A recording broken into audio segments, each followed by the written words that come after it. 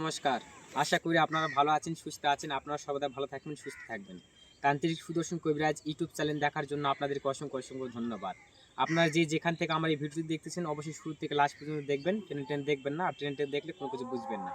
তো আজকে আপনাদের মাঝে যে বিদ্যা দিব, এই বিদ্যার দ্বারা আপনারা কীভাবে কী কাজ করতে পারবেন আর বিদ্যা কিসের জিনিস সেটা আপনারা হয়তো থাম্বনেল দেখে বুঝে গেছেন।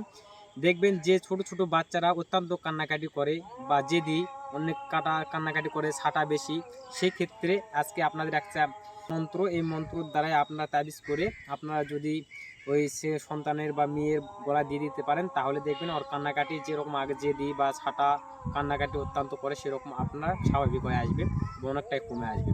এটা বহু পরীক্ষিত। আমি স্ক্রিনে মন্ত্র দিয়ে দিচ্ছি। এই মন্ত্রটি আপনারা করবেন ভোজপাতার উপরে নালকালি কলম দ্বারা সুন্দর করে লিখে আপনারা একটা তাবিজের ঠোঙ্গায় ঢুকিয়ে নেওয়ার পরে আপনার মোম দিয়ে তাবিজের মুখটি মেরে দেওয়ার পরে ওই তাবিজটি কালো ডুর দ্বারাই ওই সন্তানের গলায় দিয়ে দিবেন। তাহলে দেখবেন অত্যন্ত জেদ, ছাটা এবং কান্নাকাটি সর্বদা ভালো হয়ে গিয়েছে। এটা পরীক্ষিত, আপনারা করুন, অবশ্যই ফলো পাবেন।